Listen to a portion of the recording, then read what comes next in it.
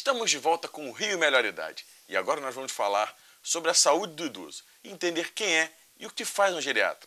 Aqui no estúdio eu recebo o Dr. Roberto Lourenço, geriatra e presidente da comissão científica do Hospital Pedro Ernesto. Bom dia, Dr. Roberto. Bom dia, Marcos Vinícius. Um prazer estar aqui com você hoje para conversar sobre esse assunto.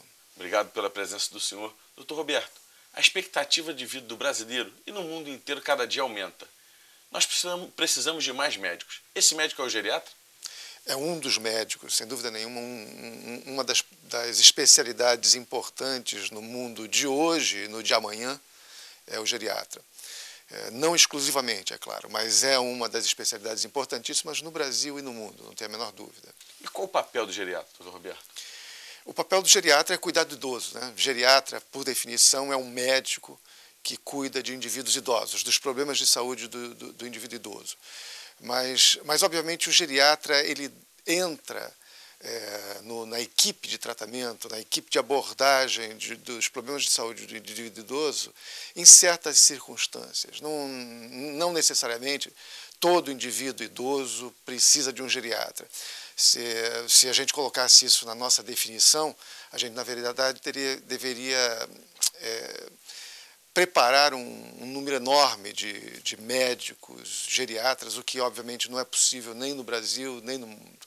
Mas existe um tipo de idoso que é o idoso frágil, é o idoso que é portador de determinados tipos de patologia, de determinadas síndromes que acompanham o envelhecimento. É sobretudo esse idoso que precisa do geriatra. O geriatra seria então um clínico geral para as pessoas da terceira idade? Vamos dizer, o pessoal de casa, mais assim, popularmente falando. Eu não diria dessa maneira, porque o próprio clínico geral tem um papel no tratamento do indivíduo idoso, né? O médico generalista ou clínico geral tem um papel importante, que é o cuidado de indivíduos idosos que não têm nenhum problema de funcionalidade, isso é, não tem nenhuma dependência, tem preservado a sua independência e a sua autonomia. Em termos populares, como você prefere, tem preservado a sua capacidade de decidir as coisas e a sua capacidade de fazer as coisas que decidiu. O clínico geral, talvez um exemplo ajude isso. Por exemplo, uma pessoa de 70 anos com uma hipertensão arterial, com aumento na pressão arterial, um aumento leve na pressão arterial, sem grande impacto no seu organismo, esse indivíduo pode perfeitamente ser acompanhado pelo clínico geral, né? Diferente de um indivíduo de 70 anos com várias doenças, com síndrome demencial, ou então com depressão, com diabetes grave, que já precisa do geriatra. Na verdade, é o contrário. As pessoas que pensam que o geriatra ele cuida do idoso como um todo, às vezes você tem mais de 65 anos, já é considerado idoso, mas não precisa de um geriatra. Olha, no meu consultório eu recebo muita gente absolutamente saudável, idoso, mas saudável.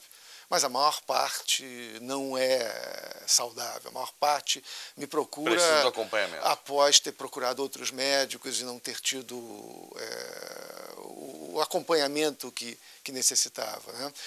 O que eu quero te dizer é que, embora o geriatra possa acompanhar todo e qualquer idoso, né, desde o mais saudável até o mais doente, mas a questão de quem mais necessita de um geriatra, a pergunta quem mais necessita de um geriatra, sem dúvida nenhuma, é a população com perda de autonomia e independência, são os idosos com graves problemas de saúde.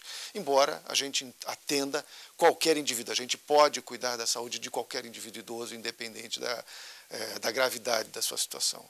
Você de casa já se consultou com o geriatra? Sabe o que é geriatria? Ligue para nós, 7917-1114. Deixe sua dúvida, sua sugestão, 7917-1114. Dr. Roberto, nós temos um vídeo da Roseli. Vamos assistir junto comigo? Claro, vamos. Eu comecei a fazer meu tratamento com geriatra há 1 ano e meio.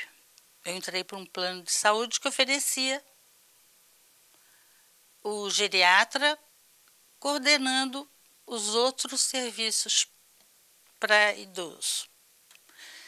Eles mandam de tempo em tempo um técnico que pesa, mede pressão, vê se meu banheiro está adequado,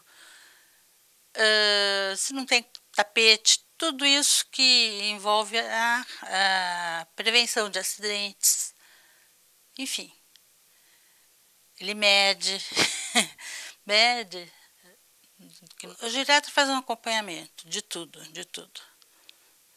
Mas se precisar, ele manda para o oftalmo, para ginecologista, mas quem coordena tudo é o geriatra.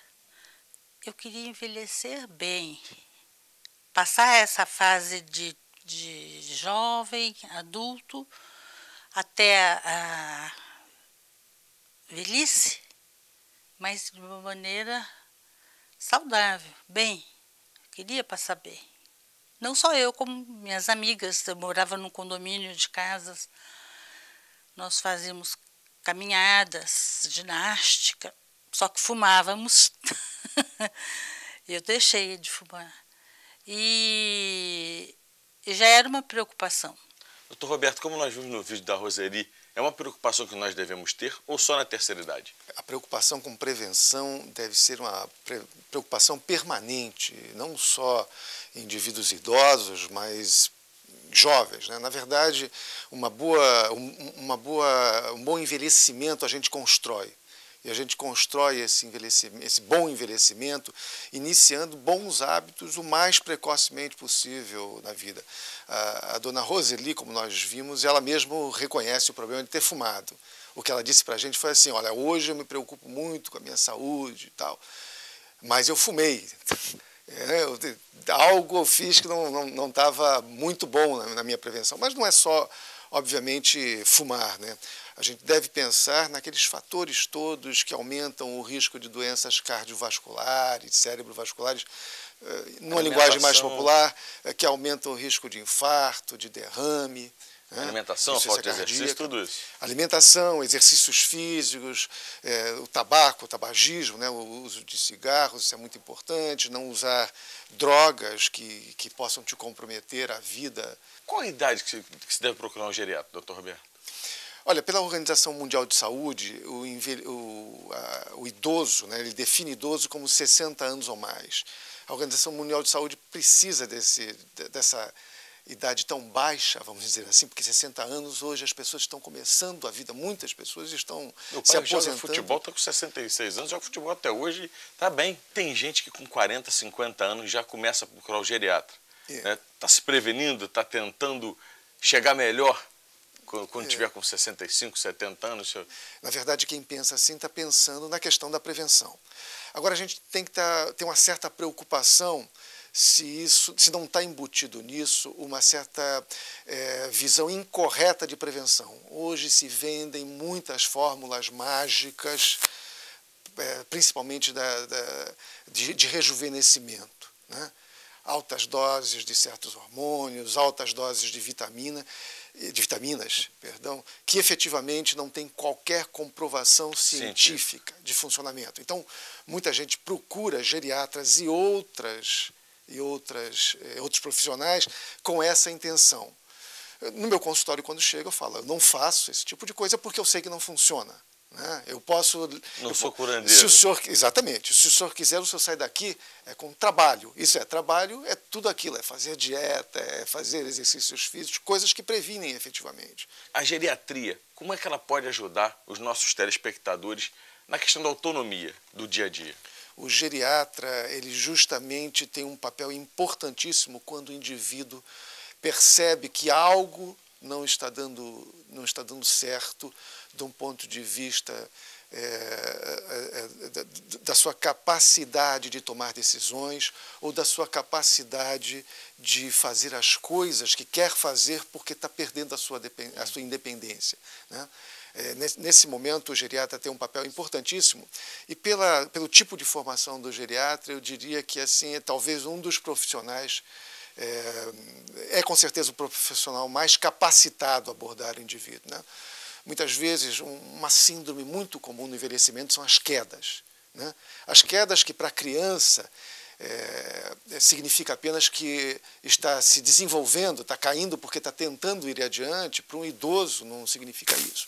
Normalmente, quedas no idoso é aquela bandeirinha vermelha que deve acender no idoso, na sua família, no seu médico, a preocupação de que algo não está certo. Algo não está certo. Algo está certo no organismo. Pode ser no sistema muscular, no sistema ósseo, articular, pode ser no sistema vestibular, quer dizer, de equilíbrio, visão neurológico. Tem um número tão grande de aspectos a serem considerados e que a queda pode ser só um marcador de alteração em um desses sistemas do organismo. Então, o sujeito começou a cair, precisa investigar. Precisa investigar porque as consequências da queda às vezes são muito graves. Muito graves. Fraturas, lesões variadas. Meses e meses para se recuperar. Recuperação, uma mortalidade. Se nós estivermos falando, por exemplo, de fratura de colo de fêmur, que é uma fratura muito frequente nessa faixa etária, nós estamos falando de uma mortalidade altíssima no primeiro ano de sobrevida, né?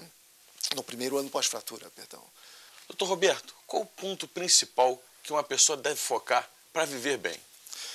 Bem, Marcos, além do que nós já falamos hoje, né, eu acho que eu deixaria a seguinte mensagem.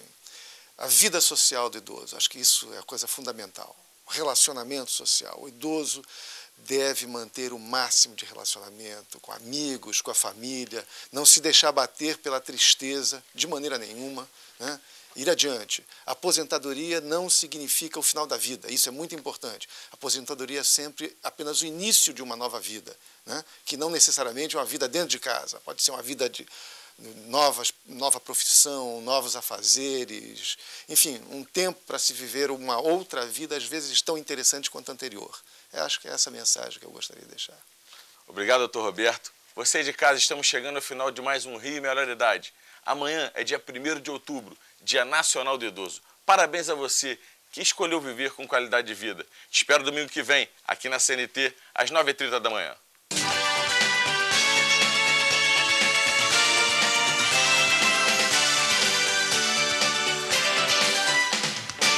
Programa Rio Melhor Idade.